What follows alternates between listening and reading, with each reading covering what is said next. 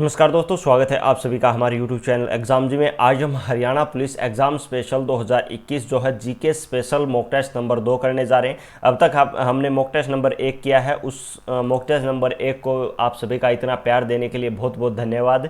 आज हम जो है शुरू करेंगे दोस्तों, जो कि आने वाली आपके जो हरियाणा पुलिस कांस्टेबल जो मेल फीमेल SI को मेल फीमेल और कमांडो, इन सभी के लिए ये टेस्ट काफ़ी महत्वपूर्ण रहने वाला है। तो सबसे पहले आप सभी को बता दूं, डेली आपका ये मॉक टेस्ट जो है 3 PM पर रहता है। तो सभी साथी जो हैं मॉक टेस्ट में ज़रूर भाग लें। और जो है डेली की जितनी भी जो हमारी शाम की क्लास है और क्लासेस का शेड्यूल एक बार मैं आप सभी को बता देता हूं। जो मॉर्निंग में डेली 7 AM पर जो है आपकी हरियाणा की करंट अफेयर की क्लासेस होती है। उसके बाद 3 PM पर आपका Haryana Haryana police special mock test होता है। और आपका 8 PM पर जो है हरियाणा जीके की जो है अगर बात की जाए प्रीवियस ईयर क्वेश्चन होते हैं, करवाए जाते हैं। तो उस सभी में सभी साथी जो है भाग जरूर लें।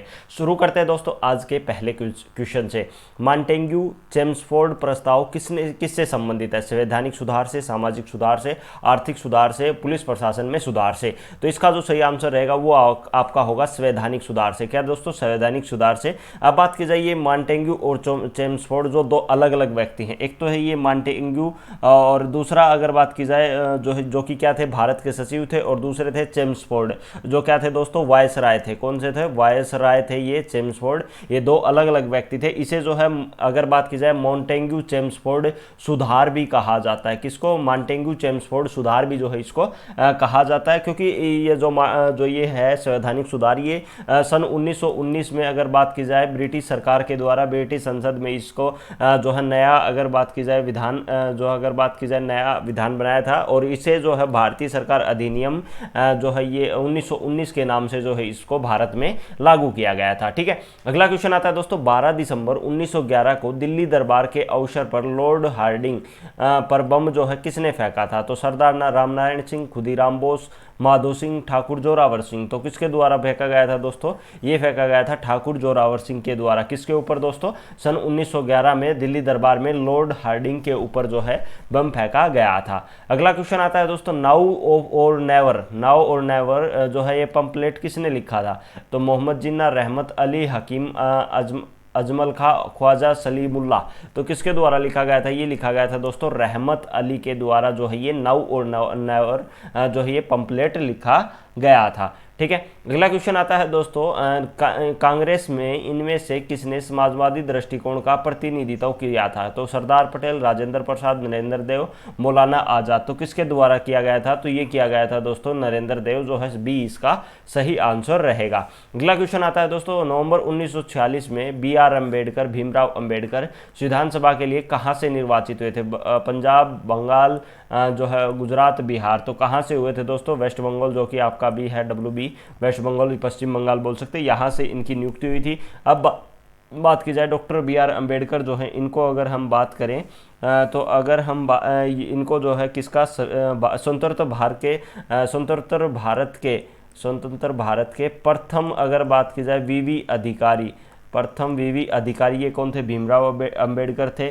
ठीक है, दूसरा अगर बात की जाए भारतीय संविधान के जनक, किसके? भारतीय संविधान के जनक जो है किनको कहा जाता है? वो भी इनको कहा जाता है। इनका जन्म कब हुआ था दोस्तों? 14 अप्रैल 1861। कब? 14 अप्रैल 1861। और इनकी मृत्यु कब हुई थी? ये 6 दिसंबर 1956 को। कब? 6 दिसंबर 1956 को जो है इनकी मृत्यु हुई थी। किसकी? डॉक्टर BR अम्बेडकर की, यानी भीमराव अम्बेडकर की। और ये कहाँ से विधानसभा में चुने गए थे? बंगाल से। अगला क्वेश्चन आता है दोस्तों। लोकसभा का सचिवालय किसके द्वारा सीधे नियंत्रित होता है? तो लोकसभा अध्यक्ष के द्वारा, राष्ट्रपति के द्वारा, संसदीय मामलों का मंत्रालय या फिर प्रधानमंत्री। तो किसके द्वारा ये होता है दोस्तों? ये आपका होता है किसके द्वारा? जो है संसदीय मामलों का मंत्रालय के द्वारा। किसके? संसदीय मामलों का मंत्रालय। अब बात की जाए संसद में जो है कौन कौन से जो है ये संसद के कौन कौन से हिस्से आते हैं? संसद में जैसे लोकसभा, राज्यसभा, ये तीनों आती हैं। अब बात की जाए लोकसभा की, लोकसभा जो है संसद का अगर बात की जाए कौन सा सदन होता है? तो निम्न सदन होता है। कौन सा? निम्न सदन होता है। अब बात की जाए राज्यसभा की, तो राज्यसभा कौन सा होता है दोस्तों? ये आपका होता है उच्च सदन। कौन सा होता है? उच्च सदन। ये राज्यसभा होता है और निम्न सदन आपका लोकसभा होता है। ठीक है, अब बात की जाए अब की बार वर्तमान में कौन सी है? तो ये 17वीं लोकसभा जो है अब की बार चली हुई है, जो कि अब 2019 में जो इसका चयन हुआ था और 2024 तक। ठीक है, चलो अगला आता है दोस्तों, नीति आयोग की जो है शासी परिषद में निम्नलिखित में से कौन संबंध नहीं है? प्रधानमंत्री, राष्ट्रपति, संघ राज्य क्षेत्रों के मुख्यमंत्री, राज्यों के मुख्यमंत्री।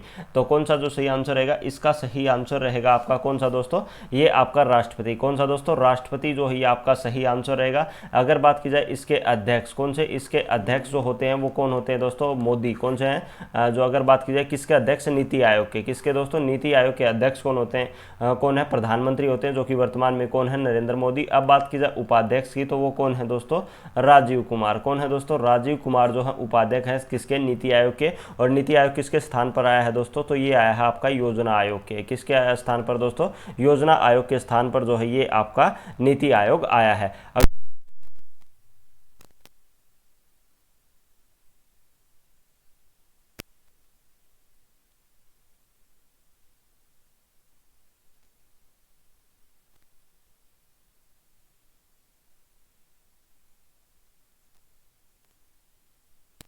ए जो है ये आपका सही आंसर रहेगा।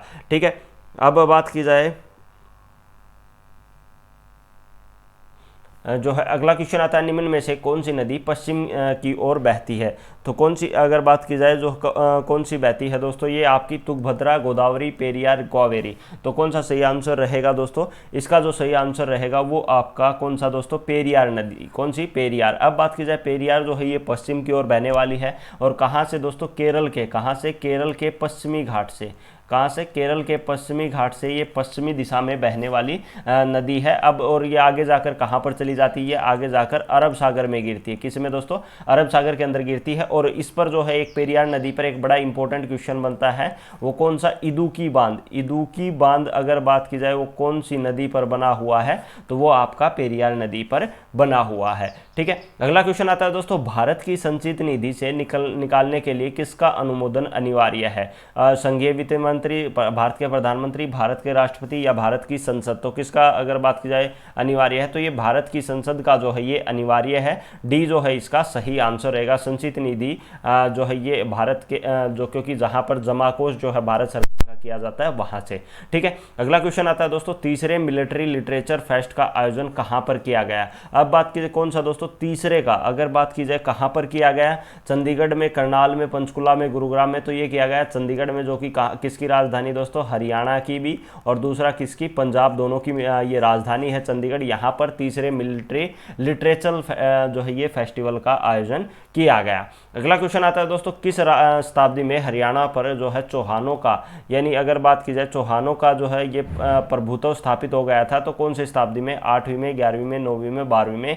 तो हरियाणा पर अगर बात की जाए तो कौन सी में, 12वीं शताब्दी में। कौन सी में, 12वीं जो है इसका सही आंसर रहेगा। क्वेश्चन आता है दोस्तों, एयर विजुअल और ग्रीन पीस द्वारा जारी वायु प्रदूषण की रिपोर्ट में दुनिया के 30 सबसे प्रदूषित शहरों में हरियाणा के कितने शहर जो है शामिल हैं? तो कितने शहर शामिल है दोस्तों, 2, 4, 3, 5। तो कितने शामिल हैं दोस्तों, 4 शहर जो ये शामिल हैं। और सबसे अगर बात की जाए प्रदूषित अगर हम बात करें तो कौन कौन से शामिल हैं, तो दोस्तों ये एक तो आपका गुरुग्राम, दूसरा आपका फरीदाबाद, तीसरा आपका रोहतक, चौथा आपका जींद। कौन सा दोस्तों, जींद। ये 4 जो है ये शामिल हैं एयर विजुअल और जो है ये वायु प्रदूषण में हरियाणा में टॉप में। अब बात की जाए जो है ये तो होगी हरियाणा में। अब ऑल लेवल की बात करें इंडिया की, वर्ल्ड की, तो उसमें अगर हम बात करें तो दिल्ली सबसे, अगर हम बात करें तो सबसे प्रदूषित स्थान में दिल्ली सबसे पहले है। दूसरे स्थान पर है दोस्तों ढाका। ढाका जो किसकी राजधानी, बांग्लादेश की। कहाँ की, बांग्लादेश की। तो ये दूसरे स्थान पर है। तीसरे की अगर हम बात करें तो वो कौन सी जगह है दोस्तों, काबुल। कौन सी है, काबुल, जो कि कहां पर आपकी, अफगानिस्तान में है। और ये आपकी थर्ड है। कौन से स्थान पर है, थर्ड है किसमें, सबसे प्रदूषित शहरों में। अगला क्वेश्चन आता है दोस्तों, हरियाणा का एकमात्र जिला जिसे गार्बेज फ्री शहर घोषित किया गया है, रोहतक, पंचकुला, गुरुग्राम, करनाल। तो किसको दोस्तों, करनाल, जिसको हम क्या कहते हैं दोस्तों, सीएम सिटी। किसके रूप में, सीएम सिटी के रूप में जाना जाता है। तो एकमात्र ऐसा जिला है हरियाणा का जिसे गार्बेज फ्री शहर जो है ये घोषित किया गया है। अगला क्वेश्चन आता है दोस्तों, बिगड़ी और अति जो बिगड़ी, टीबी। टीबी क्या होता है दोस्तों, ट्यूबरक्लोसिस। क्या, ट्यूबरक्लोसिस के जो है मरीजों के इलाज के लिए प्रदेश का दूसरा MDRI टीबी सेंटर किस जिले में जो है ये खोला जा रहा है? तो कहां पर खोला जा रहा है दोस्तों, रोहतक में, सोनीपत में, हिसार में, भिवानी में। तो कहां पर खोला जा रहा है, तो ये खोला जा रहा है दोस्तों सोनीपत में। कहां पर, सोनीपत जो है इसका सही आंसर रहेगा। सोनीपत में जो है ये खोला जा रहा है। किससे रिलेटेड दोस्तों, टीबी, ट्यूबरक्लोसिस से रिलेटेड। ठीक है, अगला क्वेश्चन आता है दोस्तों। अगले क्वेश्चन से पहले आप सभी को बता दूं, जिन्होंने अभी तक ऐप इंस्टॉल नहीं किया तो ऐप का लिंक नीचे डिस्क्रिप्शन में है, ऐप इंस्टॉल कर लीजिए। ऐप इंस्टॉल करने के बाद आपके पास एक कम्युनिटी का यूआरएल मिलेगा, जिसमें आपको एग्जाम जी टाइप करना है। क्या टाइप करना है दोस्तों?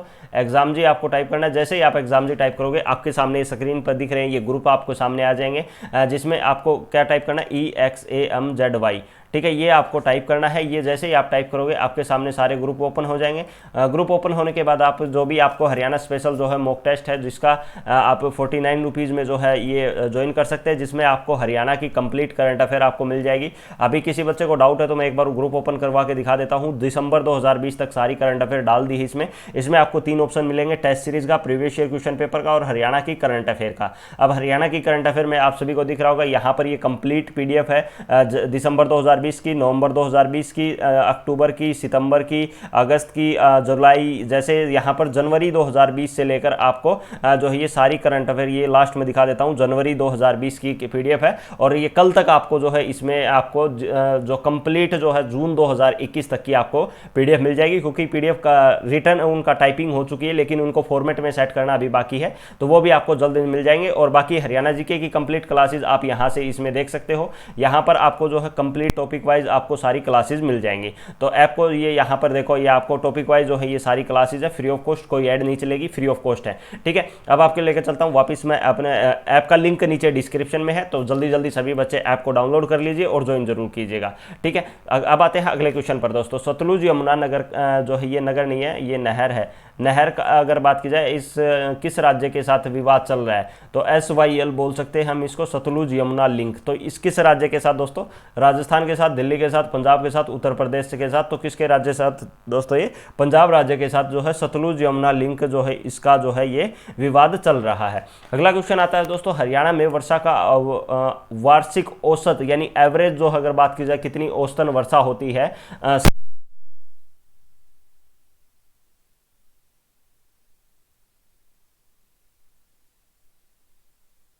बात की जाए अधिकतम की, किसकी दोस्तों? अधिकतम तो कभी 110 कभी 120 सेंटीमीटर जो है ये वर्षा होती है हरियाणा के अंदर, ठीक है।